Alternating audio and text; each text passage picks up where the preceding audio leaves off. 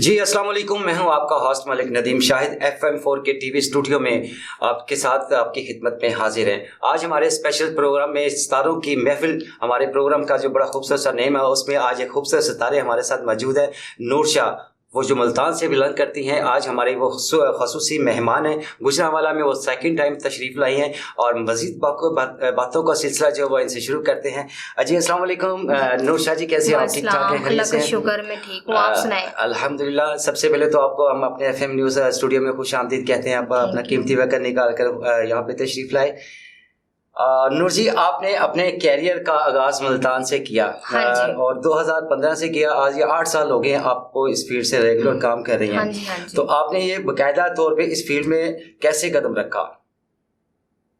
बस घर के हालात थे, शौक से तो कोई भी नहीं आता। जी जी, ठीक है ना। शोबिस में कहीं ना लोग कि हम शौक से काम करते हैं। जी जी, ऐसा नहीं होता, लोग शौक से नहीं आते, मजबूरियां उसको लेकर। अक्सरियत आर्टिस्ट का यही मेरा सवाल होता है, वो यही कहते हैं कि मजबूरी आ गई है जी, हमारे को प्रॉब्लम बन गई थी, कोई ये हो गया जी, वो हो गया जी, ये हो गया जी। आखिर ये क्यों? और भी तो बहुत से काम होते हैं करने वाले। काम तो और भी हैं, बाकी जो नसीब में लिखा होता तो वही है ना। बात तो नसीबों की है ना। कुछ अपना जुनून भी था? जुनून था, पहले तो इरादा नहीं था। जब घर के हालात देखे तो फिर इस स्टेज में आ गए, मजबूरियां लेके आ गई। ऐसी कौन सी मजबूरी थी जो आपको इस फील्ड में लेके आई? मिसाल के तौर पे मेरा जो अब्बू जी थे वो बीमार रहते थे, तो काम नहीं कर सकते थे। जी जी। जब मैंने देखा कि घर में उनको काम नहीं कर सकते, तो क्यों ना मैं जिम्मेदारी उठा लूं, उनका मैं ख्याल रखूं, तो मैं शोबिस में आ गई। ठीक ठीक। और भी फैमिली है, घर में बहनें भी हैं, सिस्टम है, मुझे 100 जिम्मेदारी हैं जो मुझे पूरी करनी थी। तो मैंने जब घर के हालात देखे तो मैं शोबिस में आ गई। जी जी। आपने इस फील्ड में कैसे आई आप, और कैसे आई हैं वो तो आपने थोड़ा सा बता दिया। और आपने इसमें फिल्म, टीवी, स्टेज में अब तक कितना काम किया है? मैंने फिल्म में भी काम किया है, सराय की फिल्म में शूटिंग में भी काम किया है। जी जी, सही है। एल्बम बनाए हैं मैंने। जी जी। तो स्टेट लाइन में भी मैं कर रही हूँ। तो अल्लाह का शुक्र है, अल्लाह पाक मुझे इज्जत दे रहा है और आगे ऐसी इज्जत देता रहे कि मैं आवाम को, पब्लिक को खुश कर सकूं। क्योंकि फनकार के लिए ये चीजें ही होती है ना कि फनकार स्टेज पे खड़ा हो तो और पब्लिक खुश हो रही हो, उसे लाइक कर रही हो और उसको इज्जत दे रही हो। फनकार तो एक ऐसा हमारे पाकिस्तान का एहसास है, ये मुस्कुराहटे खेलने वाला इंसान, आर्टिस्ट बजाते खुद तो बहुत एहसास तबीयत का इंसान होता है, दुखों से बड़ी दास्तान। फनकार खुद जितना मर्जी दुखी होगा ना, तो उसकी कोशिश यही होती है कि मैं स्टेज पे खड़ा हूँ तो मैंने इसको हंसाना है, पब्लिक को हंसाना है, चाहे अंदर से उसके जितने भी गम है। जाहिर अपने गम तो नहीं बता रहे, अपने गम नहीं बताएगा, वो पब्लिक को हंसाएगा। पब्लिक के गम मिटाने के लिए, पब्लिक के गमों में अपना गम नहीं बताएगा, पब्लिक को हंसाएगा।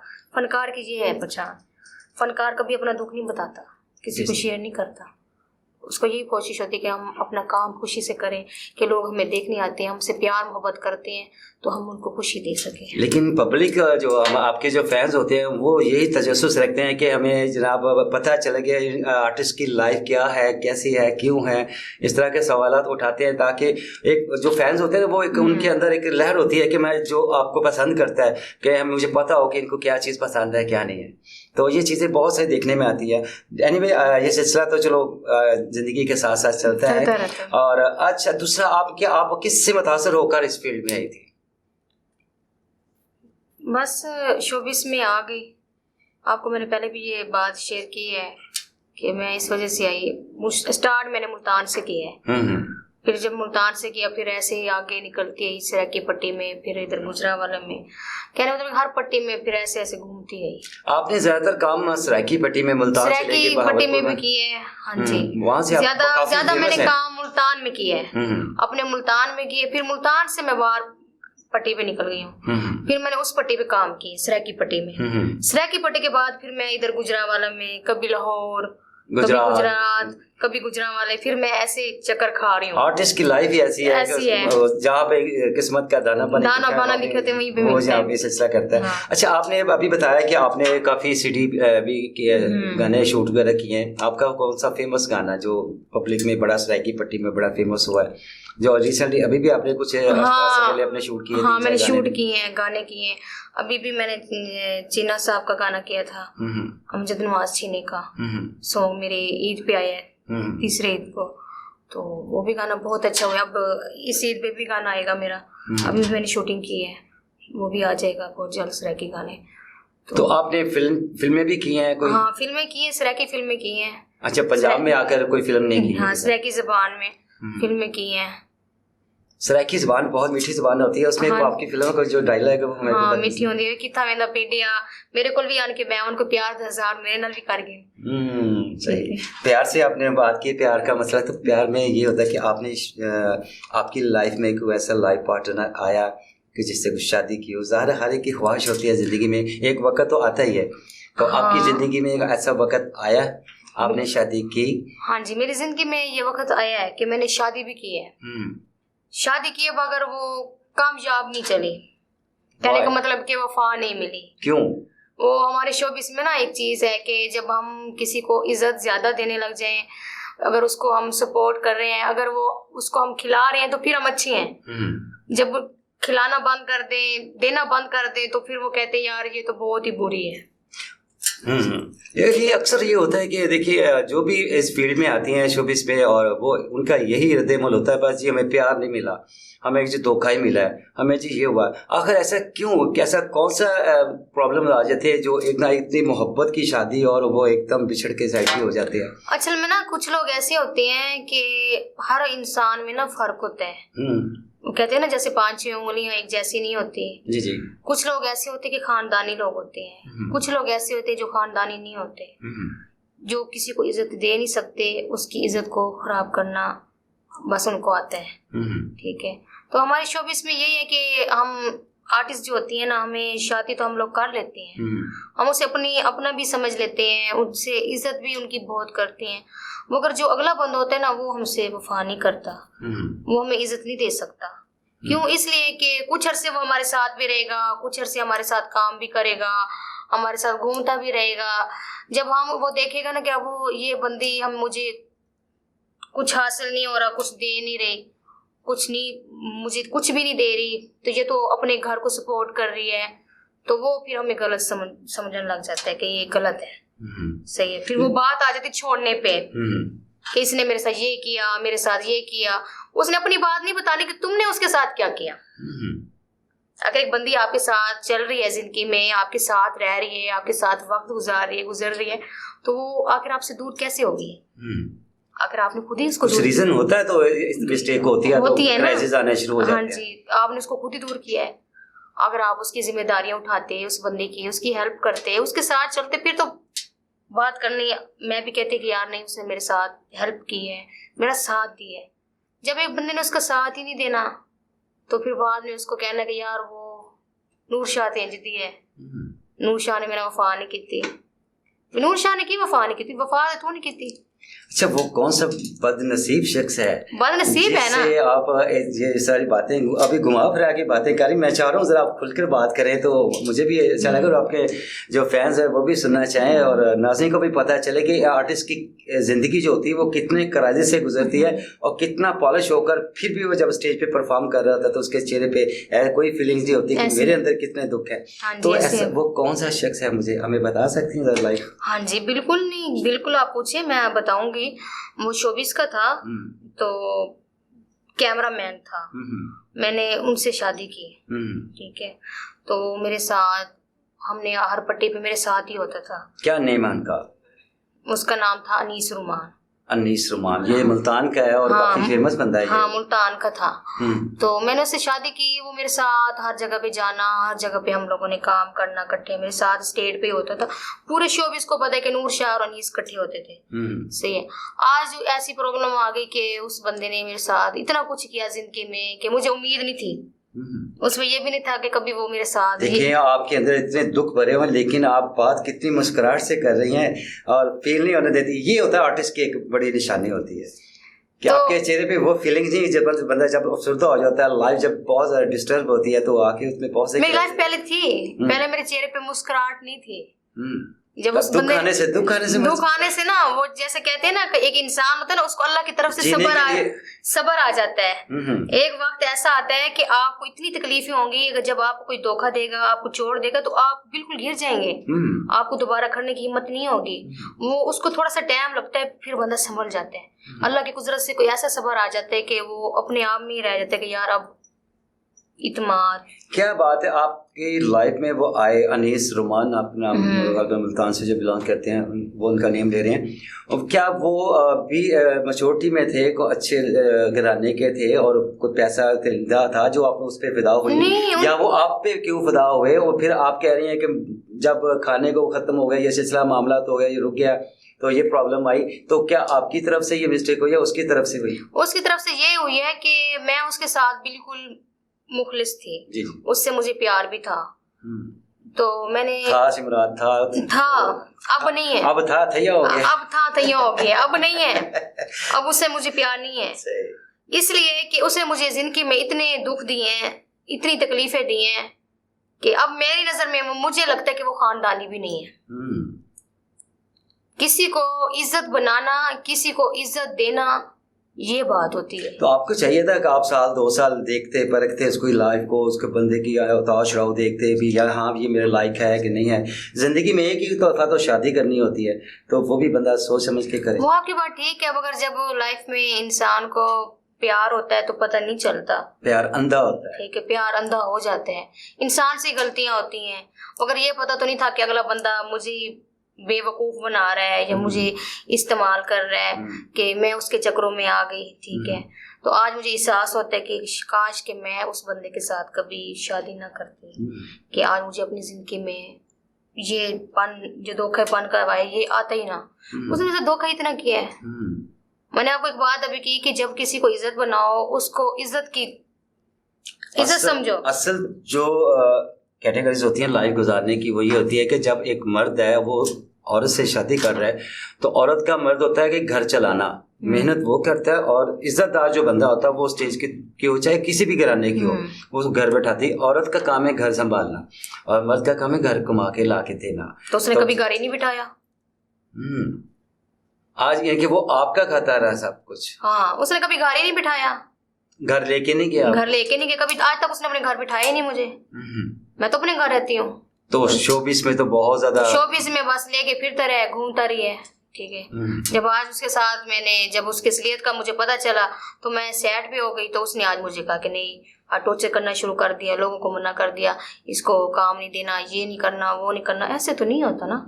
अगर किसी के साथ 2 मिनट आप खाना भी खा लो, अगर 10 दिन भी किसी के साथ बैठ जाओ, आपको वो भी याद है कि यार मैंने इसके साथ बैठ के खाना खाया। उसने तो मेरे साथ जिनकी टॉर्चर मतलब कि आपकी लाइफ को उसने बहुत ज्यादा डिस्टर्ब किया। इसमें आगे आपके शोबिस फील्ड भी बहुत मुतासर हुई होगी। तो यही मैंने इसलिए ना उसके साथ बात करना, ये चीजें छोड़ दी हैं। मैंने कि तुमने जो करना है तुम करो, वो जिस चीज से नहीं है। अल्लाह जो है ना वो बहुत बड़ा है, बेशक, ठीक है। जब वो इंसान को इज्जत देने पे आते हैं तो वो इज्जत ही देते हैं, किसी की बात नहीं सुनता। खासकर अल्लाह ताला जो वो इंसान के साथ होता है। लोग उसको जितना मर्जी उछाले, जो करे, मुझे इस चीज से फर्क नहीं है, क्योंकि मुझे अल्लाह इज्जत दे रहा है और मुझे काम भी दे रहा है। अल्लाह का शुक्र है, मैं काम भी कर रही हूँ, इज्जत भी दे रहा है, मुझे क्या चाहिए, ठीक है। जी, बातों का सिलसिला फिर शुरू करते हैं। एक छोटा सा ब्रेक का टाइम हुआ है और ब्रेक के बाद आपकी फिर हाजिर इसी कंटिन्यू इसी बात को शुरू करते हैं। जी नाज़रीन, अभी एक छोटे से ब्रेक का टाइम है, मिलते हैं थोड़ी देर के बाद। Stay with us. अस्सलाम वालेकुम व्यूवर्स, मैं हूं FM4 KTV की होस्ट इशा रहमान और आपसे गुजारिश करने आई हूं कि अगर आप मुस्तनिद खबरों, बेलौक तज्जियों, गैर जनमदराना तबसरों और इसके साथ साथ म्यारी तफरीह, इल्मी, अदबी और सकाफती प्रोग्राम से लुत्फ़अंदोज़ होना चाहते हैं तो हमारे YouTube channel FM4 KTV subscribe करें। बेल आइकन को दबाना मत भूलिएगा ताकि आप लुत्फ़अंदोज़ होते रहें हमारे प्रोग्राम से और हमें देखते रहें FM4 KTV पर। Thank you. Welcome back to सितारों की महफिल प्रोग्राम के साथ। आज हमारे साथ बहुत ही वर्सटाइल अदाकारा मौजूद है, नूरशाह, जो मुल्तान से बिलोंग करती हैं। अभी आपने उनके कुछ हालात ज़िंदगी के बारे में कुछ बातें सुनी, खट्टी मीठी सी, और इनके देखिए आर्टिस्ट की लाइफ स्टेज पे देखिए उनको कितनी मुस्कुराहट के साथ अपने गम भुलाकर आप लोगों के चेहरे पे मुस्कुराहटें लाती है। लेकिन उस आर्टिस्ट के अंदर की जो लाइफ होती है, उनकी जो पर्सनल लाइफ होती है, वो कितनी डिस्टर्ब होती है। अक्सर आर्टिस्टों के साथ ऐसा होता है जो इस वक्त नूरशाह के साथ हो रहा है। और उसी टॉपिक को हम दोबारा बात का सिलसिला शुरू करते हैं, कंटिन्यू करते हैं इनकी शादी के मतलब जो भी बात हो रही थी। जी नूरशाह जी, आप शादी की आपकी, और इस शादी तो जाहिर बात है एक ज़िंदगी का हिस्सा होना चाहिए, और बाकी ये वक्त का तकाजा होता है, ज़िंदगी के उतार चढ़ाव होते हैं कि इंसान की खुशी गम आते रहते हैं। तो बारह इसमें आपकी जब शादी हुई तो जाहिर बात है बच्चे की ख्वाहिश तो किसको नहीं होती है, तो आपको को अल्लाह ताला की नवाजने बेटी से नवाजा। मालिक का शुक्र है, मेरा एक बेटा भी है, अल्लाह का शुक्र है उस पाकज़ात का।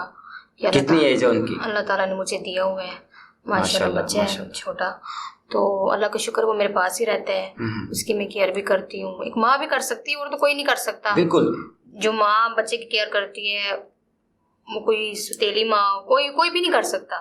माँ की ममता तो कोई नहीं ले सकता, कोई भी नहीं ले सकता।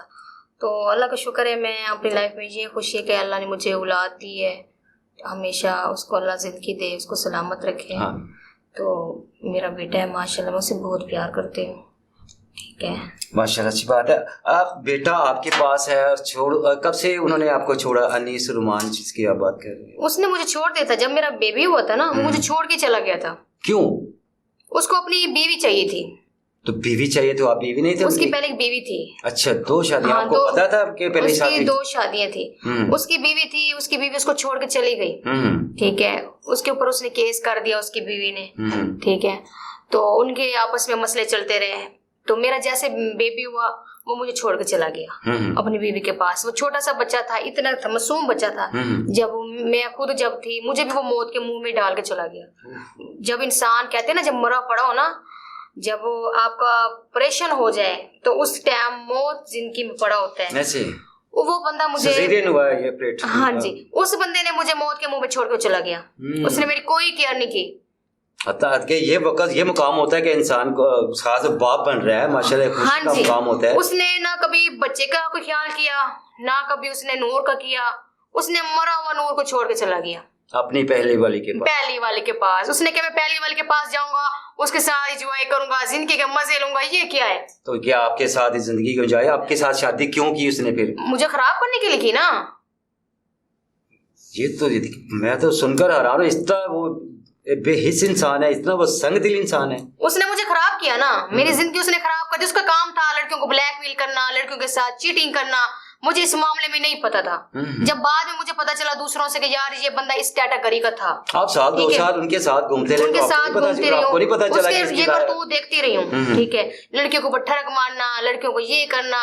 बंदे को ना, जब एक इंसान किसी के साथ जिंदगी गुजारता है, उसकी हर नेचर से वाकिफ हो जाता है। फिर आपने अपने पैरों पे कुल्हाड़ी क्यों मारी कि आपको नजर भी आ रहा था? यही तो बात है ना, अंधा होता है। ठीक है, मैंने आपको यही तो बात की ना कि मेरे दिल में उसके लिए चोर नहीं था। आप सच्चा प्यार कर रहे थे, मैं उसके साथ मुखलिस थी। मेरे दिल में उस बंदे के लिए कोई चोर नहीं था, उसके दिल में चोर था मेरे लिए। ठीक है, वो मुझे इस्तेमाल करता रहा, प्यार मोहब्बत के हाथ फेर फेर के कि तू तो मेरी जान है, ते मैनू तेरे नाल मोहब्बत है। सही है, ते जदों जान मौत दे मुझे छड़ के, ते उन्हें बाद सारी पता चला कि ये मोहब्बत सी। ठीक है, तो तब आपके दिल पे क्या गुजरी? जब मेरे दिल पे गुजरी, मुझे पता चला कि यार मैं तो मरी पड़ी हूँ, ये बंदा मुझे मौत के मुंह में छोड़ के चला गया।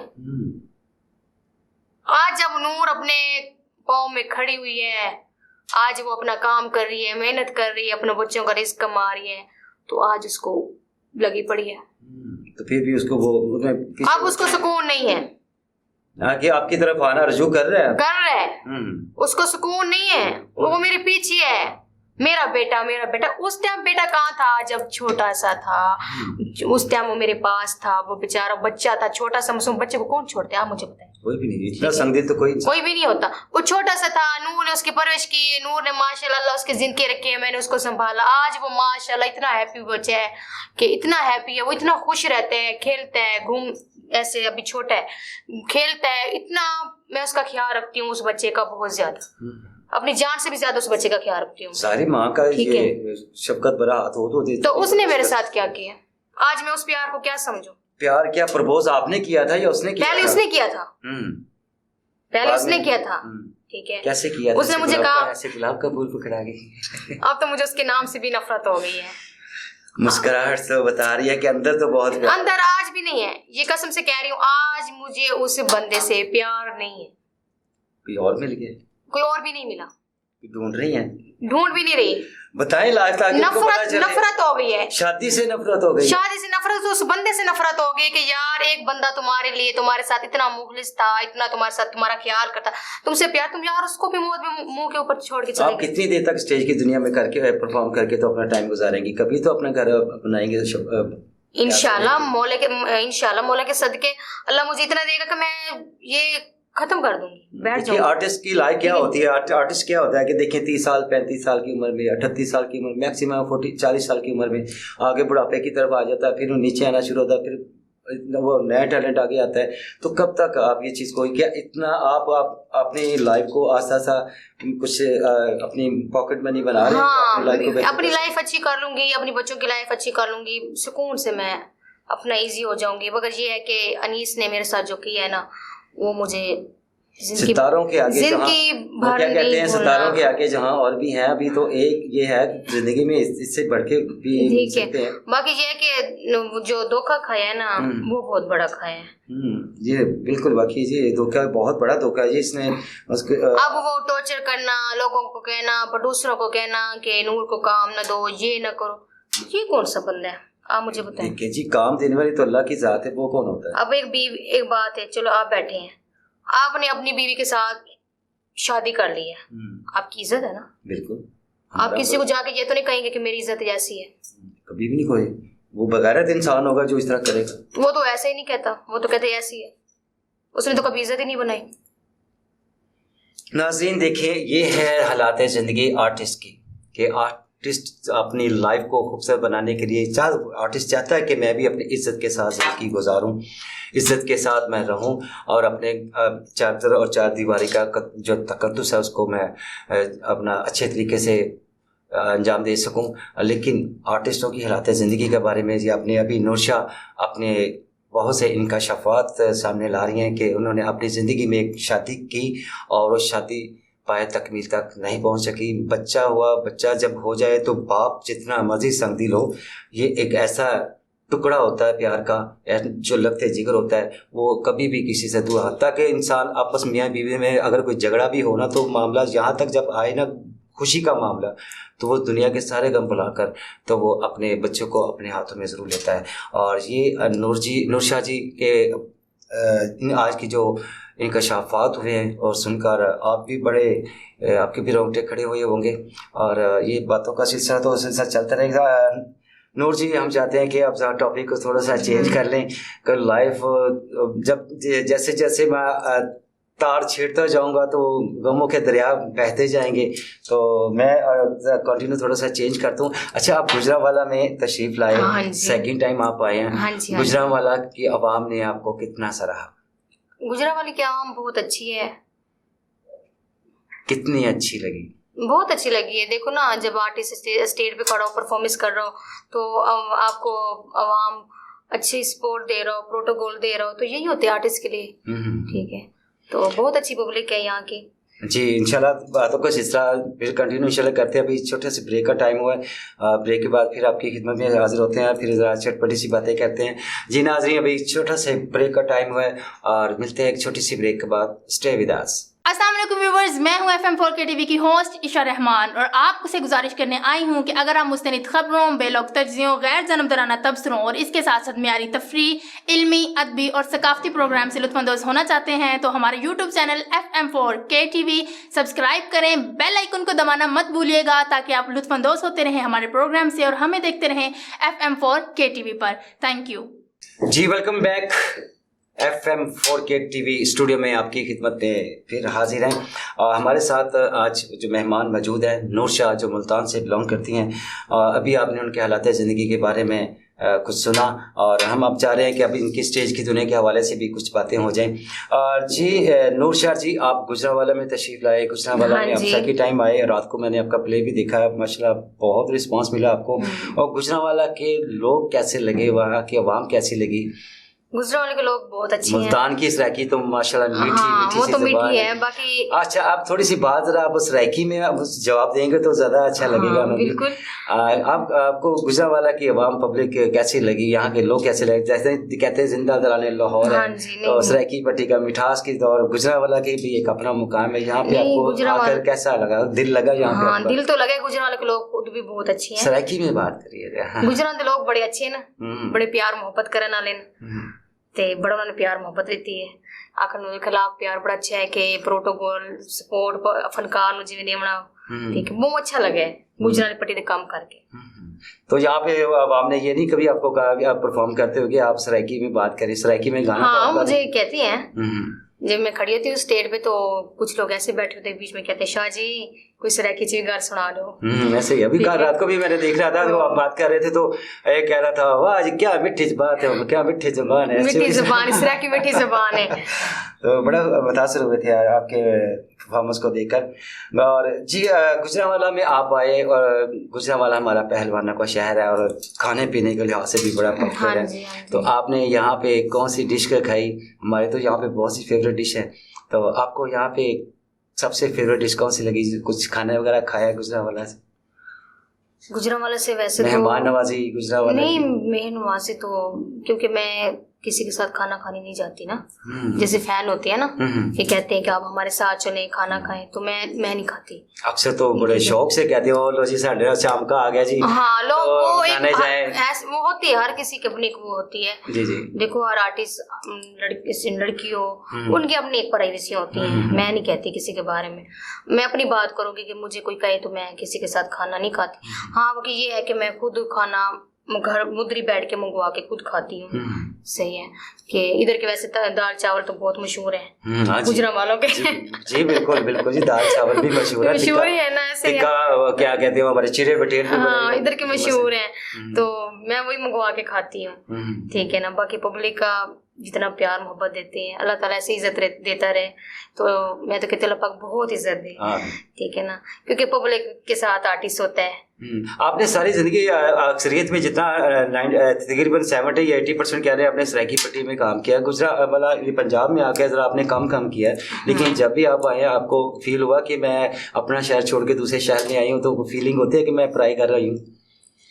देखो जो काम होता है ना, आर्टिस्ट कहीं पे भी चला जाए ना, उसने अपने काम को तरबियत। आर्टिस्ट की लाइफ एक मुसाफिर खाना है।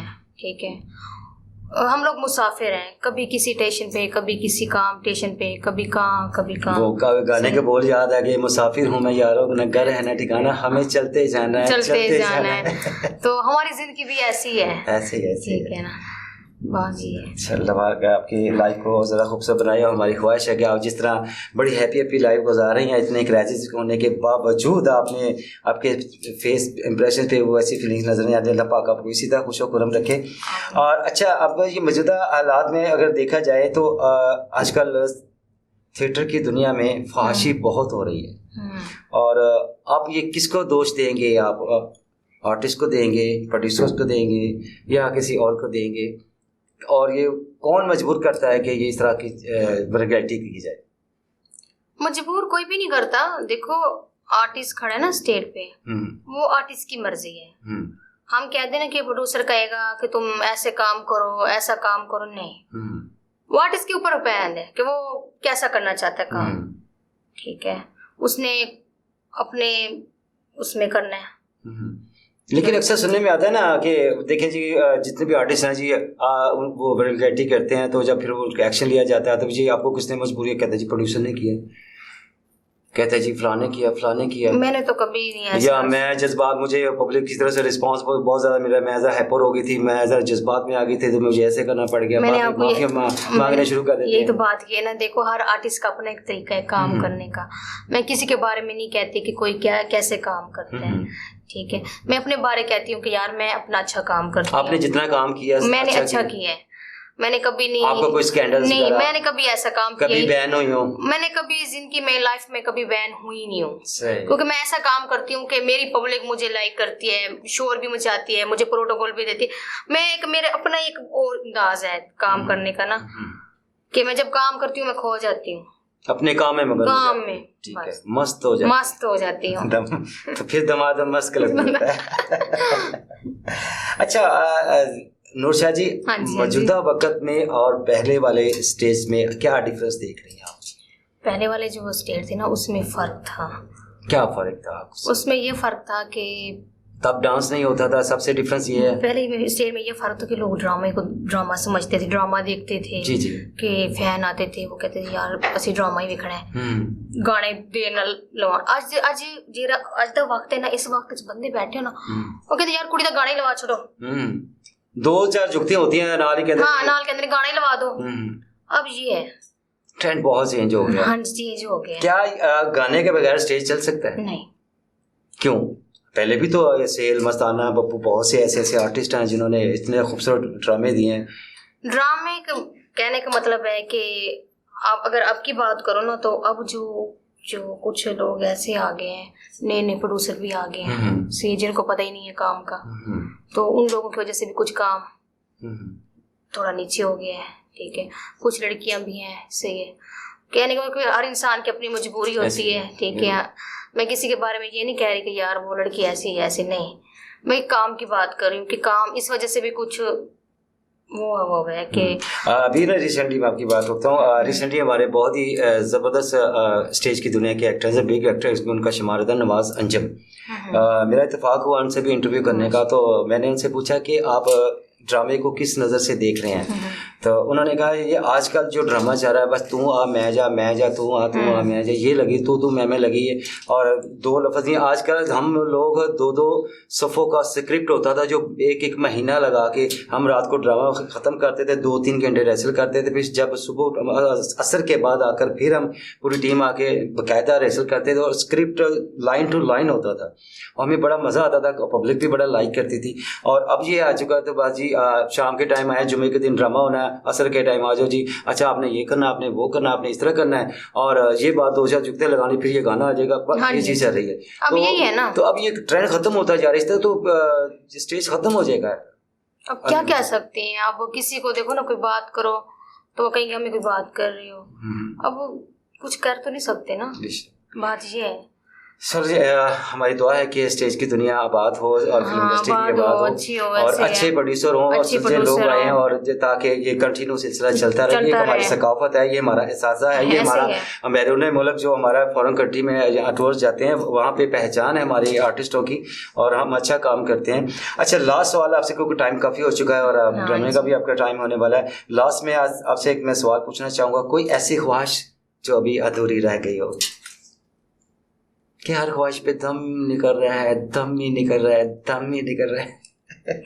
बस अल्लाह पाक ना हमेशा ऐसे इज्जत देता रहे और अपने ईमान में रखे। बस अब ख्वाहिश जो थी सब हो गई है, मिलिया मेट हो गई है।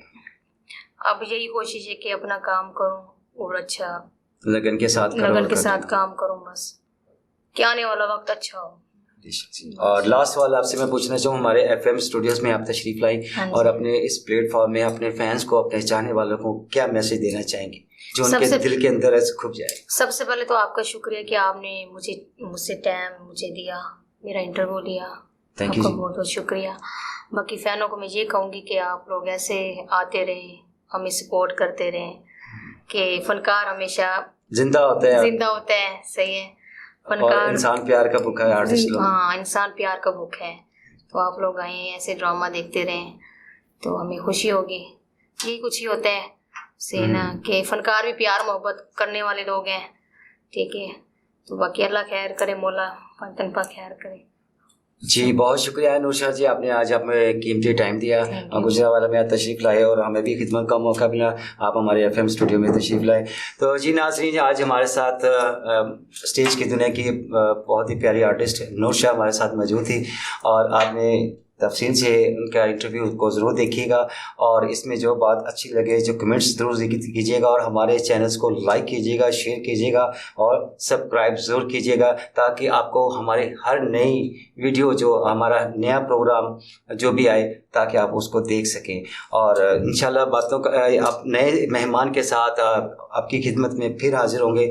अब तक के लिए हम इजाज़त चाहते हैं। सितारों की महफिल नदीम शाहिद के साथ नूरशाह, आपके साथ आपको सलाम अर्ज़ करते हैं अल्लाह ने के बाद।